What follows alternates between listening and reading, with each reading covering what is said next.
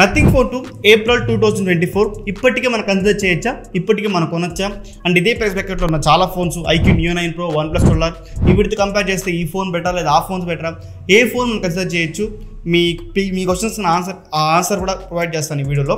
And first నా experience share చేసుకుంటాం, ఎందుకంటే ఈ ఫోన్ లాంచ్ ఒక 9 months అవుతుంది. అండ్ ఈ ఫోన్ నేను వాడుతున్నా కూడా ఒక ఆల్మోస్ట్ 8 months నుంచి యూజ్ చేస్తున్నా. సో ఒక లాంగ్ టర్మ్ రివ్యూ కూడా మీరు కన్సిడర్ చేయండి వీడియోని. సో నా ఎక్స్పీరియన్స్ మొత్తం షేర్ చేసుకుంటాం. సో ఫస్ట్ చూసుకుంటే ప్రాసెసర్, ఈ ఫోన్లో మన ప్రాసెసర్ వచ్చేసి స్నాప్డ్రాగన్ 8+ Gen 1 ప్రాసెసర్తో వస్తుంది అనమాట. ఒక పాయింట్, సో ఈ రోజులో వస్తున్న స్నాప్డ్రాగన్ 7 series ప్రాసెసర్సే మనం చాలా బాగా పర్ఫార్మ్ చేస్తుంది అనమాట. మన day to day life task, WhatsApp, Facebook, Instagram ఏదైనా సరే చాలా బాగా మనకి పర్ఫార్మ్ చేస్తుంది, దాని ఎటువంటి డౌట్ లేదు. చాలా మందికి ఉండే మిత్ ఏంటంటే స్నాప్డ్రాగన్ 8 series ప్రాసెసర్లే బాగుంటుంది, స్నాప్డ్రాగన్ 8 series ప్రాసెసర్లే బెస్ట్గా ఉంటాయి, అవే మనకి ఎక్కువ పర్ఫార్మెన్స్ ఇస్తుంది అనేసి. ఆబ్వియస్లీ ఎస్, నేను నోదని చెప్పను, బట్ మనకి ఇక్కడ పర్సన్ టు పర్సన్ వేరీ అవుతుందన్నమాట. మీకు ఇప్పుడు ఫర్ ఎగ్జాంపుల్ చెప్తాం, ఇప్పుడు ఈరోజు మనకి Moto Edge 50 Pro లాంచ్ అయింది కదా, ఆ ఫోన్ ఎత్తుకొని వచ్చి మనకు OnePlus 12 పక్కన పెట్టి కంపేర్ చేయండి. మన డే టు డే లైఫ్ టాస్క్లు వాట్సాప్ కానీ, ఇన్స్టాగ్రామ్ కానీ, ఫేస్బుక్ కానీ, కెమెరా కానీ, కాల్స్ కానీ, యూట్యూబ్ ఏదైనా సరే ఆల్మోస్ట్ రెండు మీరు యూజ్ చేస్తుంటే ఒక కామన్ యూజ్ చేపిస్తే మాత్రం డిఫరెన్సే తెలీదు. బట్ ఒక గేమర్కో, ఒక ఎడిటర్కో ఇచ్చి రెండరింగ్ కానీ, వీడియో ఎడిటింగ్ కానీ, ఒక గేమర్కి దగ్గర ఇచ్చి గేమింగ్ కానీ చేయించినప్పుడు అప్పుడు దాని పొటెన్షియల్ బయటపడుతుంది అనమాట. నేను చెప్పేది ఏంటంటే మీ రిక్వైర్మెంట్ ఏంటి, మీరు అంత పొటెన్షియల్ పుష్ చేయగలుగుతారా, మీరు గేమింగ్ అంత ఆడతారా, లేదంటే మీరు వీడియో ఎడిటింగ్ అంత చేయగలుగుతారా, దాని మ్యాక్సిమం పొటెన్షియల్ పుష్ చేస్తే కానీ ఆ ఫోన్స్ మనకు అంత ఆ ప్రాసెస్ మనకు అంత యూజ్ అవుతుంది అనమాట. సో ఇప్పుడు ఎందుకు చెప్తున్నానంటే ఇది ఈరోజు మన 30,000 Moto Edge 50 Pro లాంచ్ అయింది కదా, ఆ ఫోన్ వచ్చేసి మన ఆల్మోస్ట్ ఒక క్లోజ్ టు ఫ్లాగ్షిప్ ఫీచర్స్ ఉంది, బట్ స్నాప్డ్రాగన్ 7 Gen 3 ప్రాసెసర్తో వస్తుంది అనమాట. ఇంకొకటి UFS 2.2 స్టోరేజ్తో వస్తుంది. ఈ చిన్న కాంటర్ వచ్చి దీని గురించి నేను మళ్ళీ మాట్లాడతాను, వేరే వీడియోలో మాట్లాడతాను, ఇప్పుడు వద్దు ఇక్కడ. సో ఇక్కడ అదే నేను చెప్పేది. సో మన డే టు లైఫ్ టాస్క్లకి ఈ processors more than enough. Okay, so ఎందుకు చెప్పానంటే ఇప్పుడు దీంతో ఉన్న 8+ Gen 1 ప్రాసెసర్ నన్ను ఎప్పుడు బాదర్ చేయలేదు. సో నేను ఈ 8 months టైం పీరియడ్లో కూడా నాకు చాలా బాగా పర్ఫార్మ్ చేస్తుంది. సమ్ టైమ్స్ వీడియో ఎడిటింగ్ దీంతోనే చేశాను, సమ్ టైమ్స్ నేను గేమ్స్ ఎక్కువ ఆడతాను, BGMI కూడా నేను చాలా ఆడాను, బట్ స్మూత్ ఎక్స్ట్రీమ్ సపోర్ట్ చేస్తుంది అనమాట. బట్ 8+ Gen 1 వచ్చి క్యాపబుల్ ఉంది 90 FPS, బట్ వాళ్ళైతే ఇవ్వలేదు, అండర్లాక్ చేస్తారు దీంతో ఉన్న ప్రాసెసర్. సో మనకి అరౌండ్ ఒక 1.1 million దాకా వస్తుంది Antutu score. CPU throttling test కూడా ఫోన్ వచ్చిన కొత్తలో చాలా తక్కువ వస్తూ ఉంది, 69%, 70%. యాజ్ ఆఫ్ నో అయితే ఒక అరౌండ్ 80% దాకా ఏమో వస్తుంది CPU థ్రాట్లింగ్ టెస్ట్ కూడా. సో ఈ స్కోర్స్ ఇవన్నీ పక్కకు పెట్టేసి నా ఎక్స్పీరియన్స్ ఏంటి అంటే, సో నా డే టు డే లైఫ్ టాస్క్లు కానీ, వాట్సాప్ కానీ, ఇన్స్టాగ్రామ్ కానీ, ఫేస్బుక్ కానీ, కెమెరాస్కి కానీ ఎప్పుడు కానీ నేను ఫోన్ ఎత్తుకొని యూజ్ చేసినప్పుడు మల్టీ టాస్కింగ్ యాప్లు మనం స్విచ్ అవుతుంటే ఎటువంటి ల్యాగ్స్, ఎటువంటి ఫ్రేమ్ డ్రాప్స్ అయితే నేను నోటీస్ చేయలేదు. ఫోన్ స్టక్ అయిపోవడం, హ్యాంగ్ అయిపోవడం నాకైతే మాత్రం నాకు 100% ఫుల్ఫిల్మెంట్ చేసింది, దాంతో ఎటువంటి డౌట్ లేదు. సో ప్రాసెసర్ డిపార్ట్మెంట్లో ఇది ఖచ్చితంగా టిక్ చేస్తుంది, మీ డైలీ నీడ్స్ని ఖచ్చితంగా ఫుల్ఫిల్మెంట్ చేస్తుంది, అంటిల్ అన్లెస్ మీకు ఒక ఎక్స్ట్రీమ్ ప్రాసెసర్ అవసరం రానంత వరకు. ఓకే, సో నాకు నెక్స్ట్ చూసుకుంటే డిస్ప్లే డిపార్ట్మెంట్ అరౌండ్ ఒక ఫుల్ HD+ డిస్ప్లేతో వస్తుంది అనమాట. దీంతో LTPO ప్యానల్తో వస్తుంది.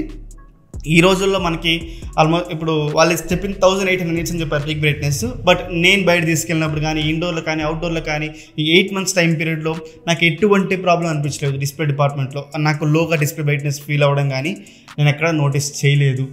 డిస్ప్లే మాత్రం కలర్స్ కానీ, సాచురేషన్ లెవెల్స్ కానీ అన్నీ బాగుంది, ఎటువంటి ప్రాబ్లం లేదు. ఇక్కడ చాలామంది అనుకుంటా అంటారు 1.5K resolution, 2K resolution, 4K ఇంకా బెటర్ అదని చెప్పేసి. ఇక్కడ మీకు చెప్పాల్సిన ఒక పాయింట్ ఒకటి ఉంది మీకు. సో ఇంత పెద్ద డిస్ప్లే చూస్తాం, ఇప్పుడు ఇంత పెద్ద డిస్ప్లే ఉంది కదా, ఈ డిస్ప్లేలో మనకి 4Kకి ఫుల్ HD+కి మీకు డిఫరెన్స్ తెలుస్తుంది. బట్ ఇంత చిన్న డిస్ప్లేలో ఇక్కడ పిక్సెల్స్ అంత తక్కువ ఉంటుంది అనమాట. సో ఇంత చిన్న డిస్ప్లేలో మీకు 4Kకి కానీ, ఫుల్ HD+కి కానీ డిఫరెన్స్ మీరు నోటీస్ చేయలేరు, మైన్యూట్గా ఉంటుంది కానీ మ్యాక్సిమం మీరు డిఫరెన్స్ నోటీస్ చేయరు, అంటిల్ అన్లెస్ మీరు అక్కడ మెన్షన్ చేస్తే తప్పిస్తే కానీ ఖచ్చితంగా మీరు అంత అవసరం ఉండదు. But full HD+ 1.5K resolution more than enough. ఈ 2K 4K అంతా మార్కెటింగ్ జిమ్మికే, అర్థమవుతుందా? అండ్ బ్రైట్నెస్ టిప్స్ మీరు అడిగే క్వశ్చన్. సో మనకి స్మార్ట్ ఫోన్ ఇండస్ట్రీలో ఇన్నోవేషన్ స్టాప్ అయిపోయింది, సాచురేషన్ లెవెల్స్ రీచ్ అయిపోయింది అనమాట. బట్ ఈ ఫోన్ వాళ్ళు సేల్ చేయాలి కదా, ఎవ్రీ ఇయర్ కొత్త ఫోన్ తీసుకురావాలి, కొత్తగా సేల్ చేయాలి కాబట్టి ఒక్కొక్క ఫోన్ ఒక మార్కెటింగ్. ఇప్పుడు నథింగ్ ఫోన్ చూసుకుంటే గ్లిఫ్ లైటింగ్ ఒక marketing, and IQ Neo 9 Pro చూసుకుంటే Q1 చిప్ అదొక marketing. Nothing but Q1 chip అంటే డిస్ప్లే చిప్ మనకి, అదే మన పర్ఫార్మెన్స్ బూస్ట్ ఉండదు. బట్ చాలామంది పర్ఫార్మెన్స్ బూస్ట్ అనుకుంటా ఉంటారు, ఇప్పటికే చాలామంది తెలియదు అది. ఓకేనా. అండ్ అదే OnePlus 12Rలో 4000 nits అని చెప్పేసి. సో ఇక్కడ డిస్ప్లే అనేది ఏదో ఒక్క పిక్సెల్ మాత్రమే, ఏదో ఒక సర్టైన్ టైంలో మాత్రం మనకు 4000 టచ్ అవుతుంది. కానీ అంటిల్ అన్లెస్ మనకి టిపికల్ బ్రైట్నెస్ చూసుకోవాలి. మనకి నార్మల్ మనకి ఆటో బ్రైట్నెస్లో అండ్ మాన్యువల్ బ్రైట్నెస్లో ఎంత ఉంటుంది అనేది ఇంపార్టెంట్ అనమాట. సో నేను చెప్పేది ఒకటే, నాకు ఈ డిస్ప్లే ఎక్కడ నాకు బాధ చేయలేదు, నాకు చాలా బాగా అనిపించింది. దాంతో ఎటువంటి డౌట్ లేదు. 1.5K రెజల్యూషన్ ఇచ్చింటే అనే ఫీలింగ్ కూడా నాకు ఖచ్చితంగా నాకు అనిపించలేదు. చాలా బాగుంది, ఎటువంటి ప్రాబ్లం లేదు. And in display finger print support చేస్తుంది అనమాట, అది కూడా చాలా మంచిగా వర్క్ అవుతుంది, ఎటువంటి ప్రాబ్లం లేదు. And next coming to camera department, మనం దీని బ్యాక్ చూసుకుంటే 50 MP మెయిన్ కెమెరా ఇస్తున్నారు. సోనీ సెన్సార్ అనమాట, సోనీ IMX890 సెన్సార్తో వస్తుంది అనమాట. And 50 MP ultra wide angle provide చేస్తున్నారు. And 32 MP selfie camera. So most of the time కొన్ని స్టార్టింగ్లో మాత్రం ఒక 2 నుంచి 3 నెలల వరకు నాకు కొంచెం ఈ కెమెరా చాలా ఇబ్బంది పెట్టింది. షాడోస్ని ఎక్కువ, మనకి ఇప్పుడు గెడ్డం ఫోటోలు తీస్తే మాత్రం టెక్స్చర్ ఎక్కువ లేకుండా, గెడ్డం కలిపేయకుండా, టెక్స్చర్ లేకుండా గెడ్డం అంతా కలిపేసి నల్లా చేసేయడం కానీ ఇలా ఖచ్చితంగా బాగా నన్ను ఇబ్బంది పెట్టింది. బట్ ఆఫ్టర్ 3 months అప్డేట్లు, నిన్న కూడా అప్డేట్ వచ్చిందనమాట. నిన్నటి వరకు కూడా మనకి దీంతో HDR ఆటో సపోర్ట్ ఉందన్నమాట. బట్ ఇప్పుడు HDRలో మనకి కంట్రోల్ చేసుకోవచ్చు. అండ్ అల్ట్రా HDR సపోర్ట్ కూడా ఇచ్చారు. అండ్ కొన్ని ఫీచర్స్ బాగుంది నాకు. డిస్ప్లే ఇది కెమెరా డిపార్ట్మెంట్లో మాత్రం చాలా బాగా అనిపించింది. అండ్ పోర్ట్రైట్స్ దీంతో నిజంగానే 2x పోర్ట్రైట్స్ తీసుకోవచ్చు అనమాట. చాలా ఎక్సలెంట్గా ఉంది పోర్ట్రైట్స్ మాత్రం, దాంతో ఎటువంటి డౌట్ లేదు. అండ్ ఫొటోస్ కూడా నైట్ టైంలో కానీ డే టైంలో కానీ main censor, ultra wide angle ఎటువంటి ప్రాబ్లం లేకుండా చాలా బాగా వస్తుంది పిక్చర్స్. అల్ట్రా వైడ్ యాంగిల్ మాత్రం నాకు కొంచెం నైట్ టైం ఫోటోలు తీసినప్పుడు కొంచెం ఎక్కువ డార్క్ చూపిస్తుందని అనిపించింది. కానీ అంటిల్ అనేసి కూడా బాగుంది డే టైంలో కానీ. And front camera 32 MP front camera, అది కూడా ఇదే ప్రైస్ ప్యాకెట్లో చాలా ఫోన్స్ కంపేర్ చేసుకుంటే అది కొంచెం బెటర్ అనిపించింది నాకు. నైట్ టైంలో కూడా సరే ఫ్రంట్ కెమెరా చాలా బాగా పర్ఫార్మ్ చేస్తుంది. మేజర్గా నాకైతే పర్వాలని అనిపించలేదు. ఫ్రంట్ కెమెరాలో పోర్ట్రైట్స్ మాత్రం కొన్నిసార్లు ఐజీ డిటెక్షన్లో మిస్ అవుతుంది, కానీ అది కూడా బాగుంది, ఎటువంటి ప్రాబ్లం లేదు. ఓకే, నెక్స్ట్ చూస్తుంటే video department. So video department చూసుకుంటే మనకి ఇక్కడ 4K 60 FPS బ్యాక్ సైడ్ 2 కెమెరాలకు ఇచ్చి ఫ్రంట్ సైడ్ ఫుల్ HD ఇవ్వడం ఎంతవరకు జస్టిఫికేషన్ చేస్తుంది. అది 45,000 ప్రైస్ బ్యాకెట్లో. బట్ ఈరోజు 512 GB మనకు 35,000కి వస్తుంది. బట్ 45,000లో ఫ్రంట్ ఫుల్ HD అంటే ఆలోచించాల్సిన విషయమే. But okay, front camera video department ఎక్కువ ఆలోచించకండి. బట్ బ్యాక్ సైడ్ 2 కెమెరాస్లో మనకి 4K 60 FPS వీడియో రికార్డ్ చేసుకోవచ్చు, విత్ ఇమేజ్ స్టెబిలైజేషన్ రికార్డ్ చేసుకోవచ్చు అనమాట. బ్యాక్ సైడ్ మెయిన్ కెమెరాలో మాత్రం మనకు ఆప్టికల్ ఎమిషన్ సపోర్ట్ చేస్తుంది. సో 2 వీడియోస్ క్వాలిటీస్ కూడా నైట్ టైంలో కానీ డే టైంలో కానీ చాలా బాగుంది, ఎటువంటి డౌట్ లేదు. నెక్స్ట్ చూసుకుంటే బ్యాటరీ డిపార్ట్మెంట్, ఒక 4700 mAh ఇస్తున్నారు. అండ్ దాన్ని ఛార్జ్ చేయడానికి 45 వాట్ ఛార్జర్ని మనకి బాక్స్లో ఇంక్లూడ్ చేయడం లేదు. సో అరౌండ్ మళ్ళీ మీరు 2,000 రూపాయలు పెట్టి మళ్ళీ దాన్ని మీరు కొనుక్కోవాలి. సో ఇది ఈ ఫోన్కున్న మేజర్ డిసప్పాయింట్మెంట్, మేజర్ కాన్ నా ఒపీనియన్. ఎందుకంటే ఇదే ప్రైస్ బ్రాకెట్లో ఉన్న మనకు OnePlus 12R కానీ IQ Neo 9 కానీ IQ Neo 9 Pro కానీ 120 వాట్ మనకి IQ Neo 9 Proలో 100 వాట్ మనకి OnePlus 12Rలో ప్రొవైడ్ చేస్తున్నారు అనమాట. ఇన్ బాక్స్లో వీళ్ళు ఇచ్చేదే 45 వాట్, దాన్ని కూడా బాక్స్లో ఇవ్వడు. అది నాకు మేజర్ డిసప్పాయింట్మెంట్ అనిపించింది, దాన్ని మీరు కొనుక్కోవాలి. బట్ ఓకే, సో నేను టెస్ట్ చేసినప్పుడు, టెస్టింగ్ కాదు నా ఎక్స్పీరియన్స్, సో నేను ఛార్జింగ్ పెట్టినప్పుడు 1 అవర్ కొన్నిసార్లు 1 అవర్ పడుతుంది ఛార్జింగ్ అవ్వడానికి. బట్ ఎప్పుడు కానీ నాకు ఛార్జింగ్ విషయంలో డిసప్పాయింట్మెంట్ అనిపించదు. కొన్నిసార్లు అప్డేట్ వచ్చినప్పుడు మాత్రం నాకు ఛార్జింగ్ తగ్గట్టు అనిపించింది. కానీ until unless most of the time నాకు అబౌవ్ 6.5 hours నుంచి 7 hours వస్తుంది స్క్రీన్ టైం. నా ఎక్స్పీరియన్స్ మాత్రం ఎటువంటి ప్రాబ్లం లేదు ఈ ఫోన్లో, బ్యాటరీ డిపార్ట్మెంట్లో మాత్రం. సో అదే ప్రైస్ బ్రాకెట్లో చాలా ఫోన్స్తో కంపేర్ చేసుకుంటే ఈ ఫోన్ కూడా దాని ఈక్వల్ అని వస్తుంది అనమాట. బ్యాటరీ డిపార్ట్మెంట్ 4700 mAh ఇచ్చినా కూడా దాని ఈక్వల్ పర్ఫార్మ్ చేస్తుంది, ఎటువంటి డౌట్ లేదు. ఎందుకంటే LTP ప్యానల్ ఇచ్చినారు కదా, సో కొంచెం బ్యాటరీ కూడా తక్కువ డ్రైన్ అవుతుంది అనమాట. నాకైతే బ్యాటరీ డిపార్ట్మెంట్లో మేజర్ కంప్లైంట్స్ అయితే ఖచ్చితంగా లేదని చెప్పుకోవచ్చు. నెక్స్ట్ చూసుకుంటే build quality design. So build quality చూసుకుంటే చుట్టూ మనకి అల్యూమినియం ఫ్రేమ్ ప్రొవైడ్ చేస్తున్నారు. Front side and back side చూసుకుంటే కార్నింగ్లో 5 ప్రొటెక్షన్ ఇస్తున్నారు అనమాట. Okay, so in hand experience ఎలా ఉందంటే నాకు ఒక ప్రీమియం ఫీలింగే ఉంది. బ్యాక్ సైడ్ కానీ ఫ్రంట్ సైడ్ కానీ ఒక మంచి ఫీలింగ్, చేతిలో పట్టుకుంటే ఒక ప్రీమియం ఫీలింగ్ అయితే ఖచ్చితంగా వస్తుంది అనమాట. ఓకే, సో ఇక్కడ ఏంటంటే గ్లిఫ్ లైటింగ్.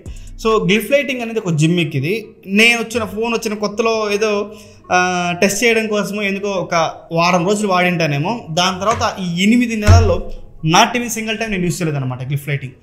అంత అది యూజబుల్ ఫీచర్ కాదనేది నా ఒపీనియన్. బట్ ఓకే, ఇవ్వడం గుడ్ థింగ్. మీకు నచ్చకపోవచ్చు, ఇది పర్సన్ టు పర్సన్ వేరీ అవుతుంది అనమాట. సో బిల్డ్ క్వాలిటీ అండ్ డిజైన్లో కూడా నాకు ఎటువంటి ప్రాబ్లమ్స్ లేదు, ఖచ్చితంగా ఇది నాకు ఫుల్ఫిల్మెంట్ చేసింది. అండ్ ఇప్పుడు OS డిపార్ట్మెంట్, ఈ ఫోన్ని మనం అందరూ కన్సిడర్ చేయడానికి main plus point OS nothing OS 2.5.5 as of now మనకు వచ్చింది. సో చాలా ఫీచర్స్ ఉంది దీంతో, అంటే చాలా ఫీచర్స్ అంటే ఇప్పుడు స్క్రీన్ ఆన్ టైం మనకి డిస్ప్లే చేయడం కానీ, ఆ స్క్రీన్ ఆన్ టైం మనకి ఇప్పుడు 6 hours దాటిందంటే అది మనకి రెడ్గా చూపించడం కానీ, అంటే మన ఫోన్ ఎక్కువ వాడుతున్నామని చెప్పడానికి సింబాలిక్గా. అండ్ మన కాల్ రికార్డింగ్ చేస్తూ ఉంటే మన కాల్ రికార్డింగ్ విడ్జెట్ ప్రొవైడ్ చేసి ఆ విడ్జెట్లో మన కాల్ రికార్డింగ్ ఆన్ చేసుకుంటే అవతల వాళ్ళకి వినపడదు. సో అలాంటి ఫీచర్స్ చాలా బాగుంది. కొన్ని ఓఎస్ యూస్ చేస్తుంటే ఆ ఫ్లూయిడిటీ మీకు అర్థమవుతుంది అనమాట. ఇది క్లోజ్ టు మనకి స్టాక్ ఆండ్రాయిడ్ లాగే ఉంటుంది కానీ బట్ ఎక్కువ విడ్జెట్స్ యూస్ చేస్తారనమాట వీళ్ళు.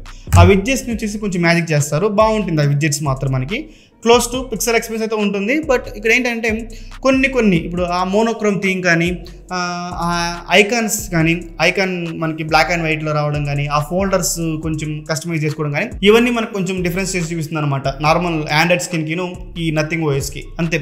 నాకు మేజర్ ఆఫ్ ద టైం నాకు ఎప్పుడు ఈ ఫోన్లో పెద్దగా ల్యాక్స్ కానీ ఫ్రెండ్స్ కానీ ఎక్కువ నోటీస్ లేదు. నథింగ్ ఓఎస్ మాత్రం ఎక్సలెంట్గా ఉంది, దాంతో ఎటువంటి డౌట్ లేదు.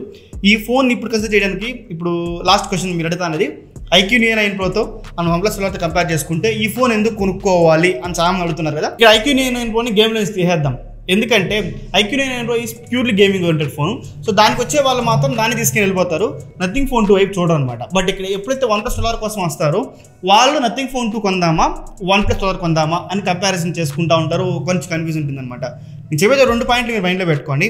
నథింగ్ ఫోన్ 2 మీరు కొనడానికి ఇక్కడ 2 పాయింట్స్. ఒకటి కెమెరాస్ అండ్ నథింగ్ ఓఎస్ మనకి చాలా బాగుంటుంది. నథింగ్ ఓఎస్ అండ్ కెమెరాస్ కానీ ఆల్మోస్ట్ చాలా బాగుంది. అండ్ మీరు OnePlus 12 కొనడానికి మెయిన్ రీజన్ దీనికన్నా బెటర్ డిస్ప్లే ఉంది, బెటర్ బ్యాటరీ బ్యాకప్ ఉంది, బాక్స్ ఛార్జర్ ప్రొవైడ్ చేస్తున్నారు. సో ఒక మంచి బిల్డ్ క్వాలిటీతో వస్తుంది అనమాట. సో ఇన్ని ప్లస్ పాయింట్స్ ఉంది.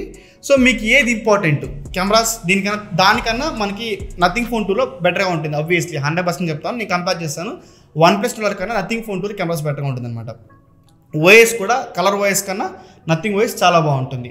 సో ఇక్కడ నేను చెప్పేది ఫస్ట్ చాయిస్ మీ కలర్ ఓఎస్ ఓకే అనుకుంటే మాత్రం OnePlus 12 చూస్ చేసుకోండి. లేదు మీకు నథింగ్ ఓఎస్ కావాలనుకుంటే మీకు one and only option nothing phone 2 మీకు కన్సిడర్ చేయొచ్చు, ఎటువంటి ప్రాబ్లం లేదు.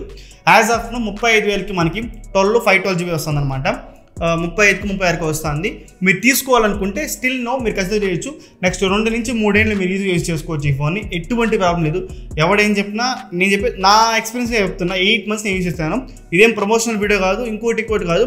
నాకు వస్తున్న కమెంట్స్ని బట్టి నేను చేస్తాను ఈ వీడియోని ఇప్పుడు కొనొచ్చా అని చెప్పేసి. సో ఇదొకటి మీరు మైండ్లో పెట్టుకోండి. నన్ను అడిగితే ఫస్ట్ చాయిస్ OnePlus 12 చూస్ చేసుకోండి. లేదా మీ కెమెరాస్ డిపార్ట్మెంట్ ఓఎస్ బాగుంది, ఫోన్ కర్వ్ డిస్ప్లే, అది మా కర్వ్ డిస్ప్లే వద్దు, ఫ్లాట్ డిస్ప్లే కావాలంటే మాత్రం నథింగ్ ఫోన్ 2 తీసుకోండి, ఎటువంటి డౌట్ లేదు. ఖచ్చితంగా దీని ఇప్పటికీ 35 నుంచి 37 ప్రైస్ బ్రాకెట్లో ఈ ఫోన్ని అన్ని ఫోన్లతో కన్సిడర్ చేయొచ్చు. మీకు ఇది బాగా అనిపించిందంటే మాత్రం ఖచ్చితంగా ఈ ఫోన్ మీరు పిక్ చేసుకోవచ్చు అనమాట. సో ఇది గైస్ నా నథింగ్ ఫోన్ 2 ఒక లాంగ్ టర్మ్ రివ్యూ. ఇంకేం డౌట్స్ ఉంది కింద కమెంట్స్ మెన్షన్ చేయండి. మోస్ట్ రిప్లై ట్రై చేస్తాను. దిస్ సరింగ్ ఆఫ్. Bye bye now.